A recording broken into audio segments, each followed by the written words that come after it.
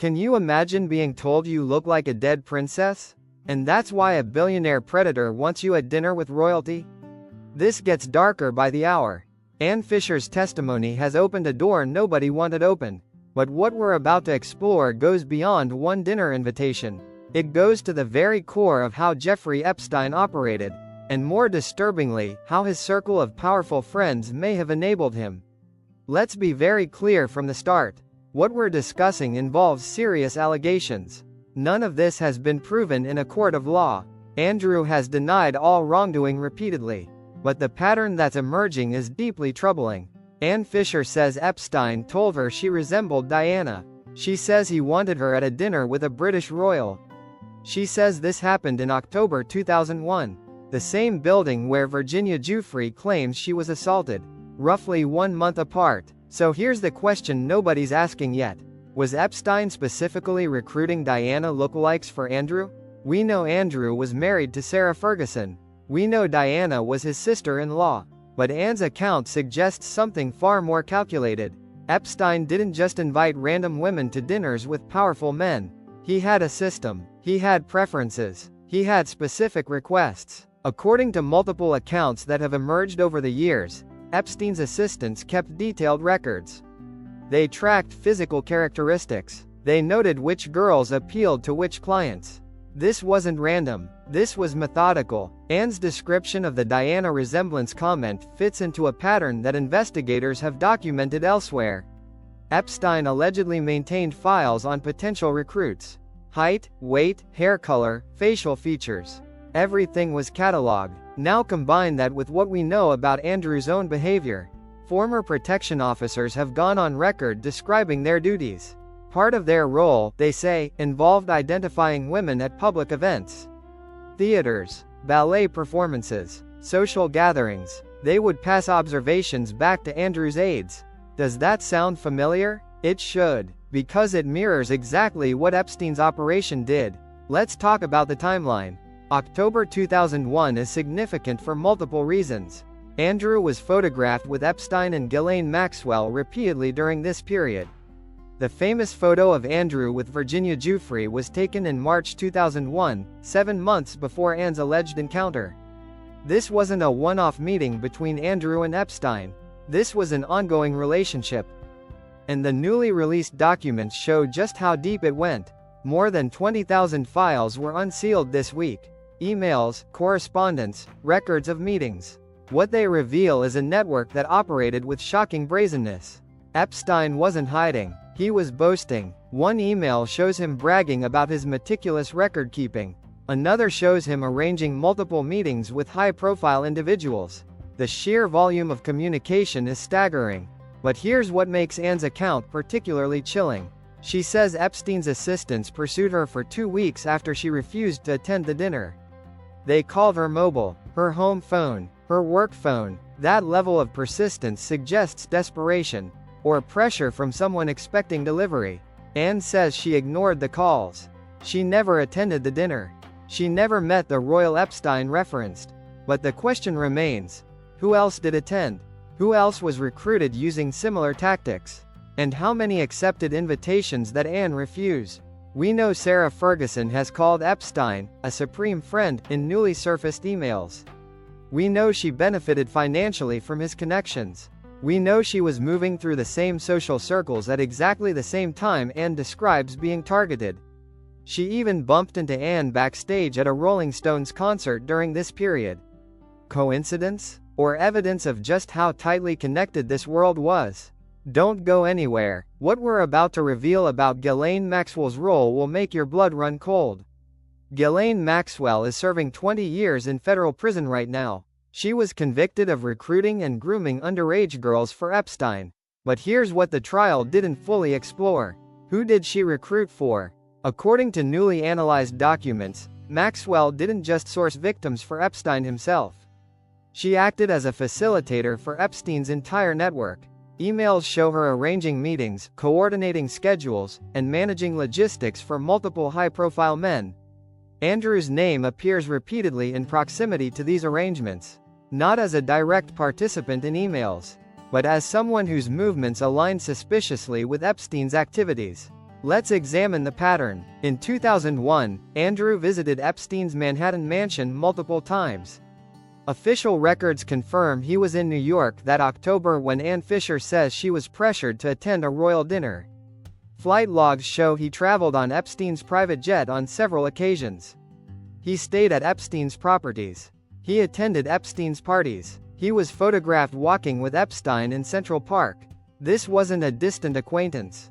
This was intimate access. Now let's talk about what Maxwell allegedly did for Andrew specifically. Several sources have claimed over the years that Maxwell acted as Andrew's unofficial social coordinator during this period.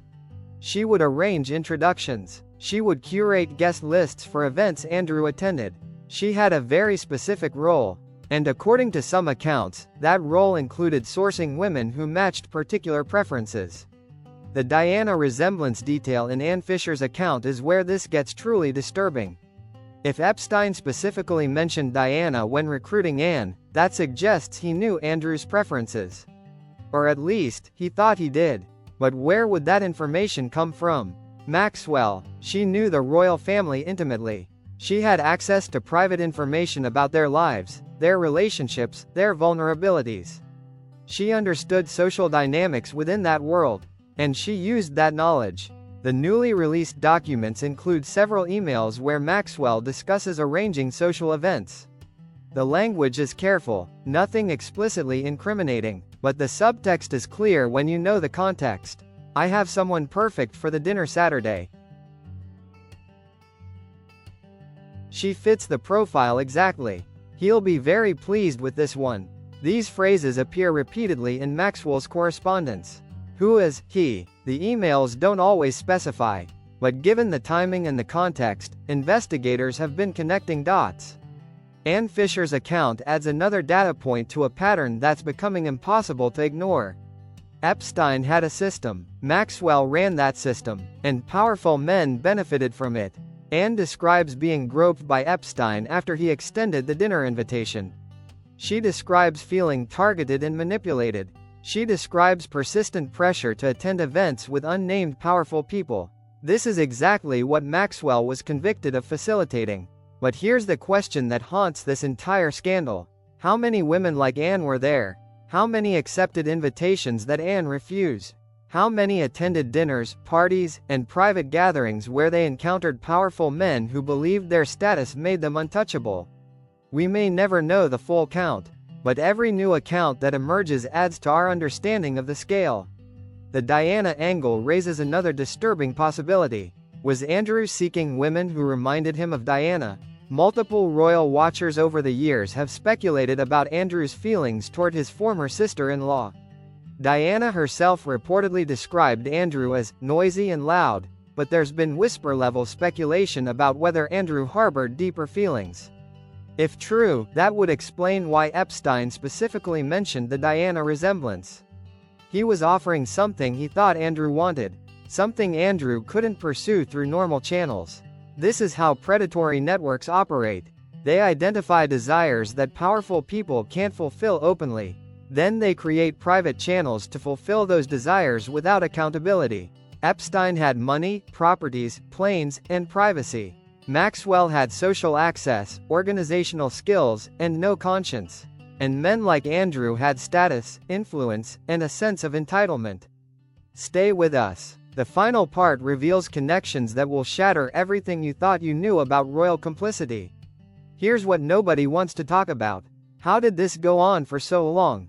How did Andrew maintain these connections for years without serious intervention from palace officials?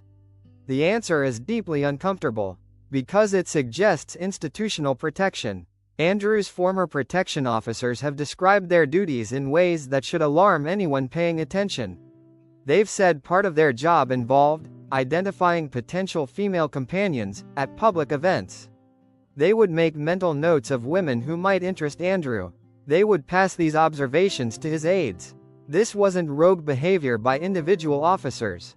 This was apparently standard protocol. Now, let's be very clear.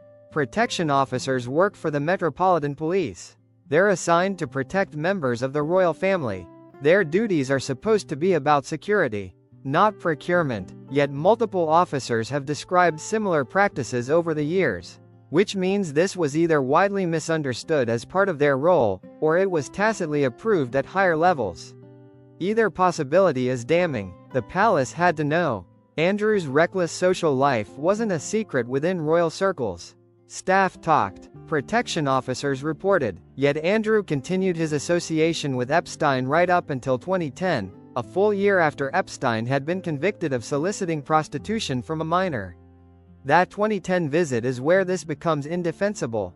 Andrew was photographed in Central Park with Epstein. He stayed at Epstein's mansion. He attended a dinner party where Epstein was surrounded by young women. And when questioned about it later, Andrew claimed he went there to end the friendship in person. Nobody believed that then, and the newly released documents make it even less believable now, because those documents show Epstein continued to reference his royal connections years after that meeting. He continued to benefit socially from his proximity to British royalty. He continued to use those connections to legitimize himself. If Andrew truly cut ties in 2010, Epstein didn't get the message. Or more likely, there were no ties to cut. Because the relationship was transactional, not personal. And Fischer's account illuminates exactly what that transaction looked like. Epstein provided access to women. Andrew provided legitimacy and social currency. Maxwell facilitated the arrangements. And everyone involved relied on institutional protection to keep it quiet. That protection included legal teams, public relations experts, and palace machinery dedicated to managing royal reputations. When Virginia Giuffre first made her allegations public, the palace response was swift and uncompromising. Total denial, character assassination, legal intimidation.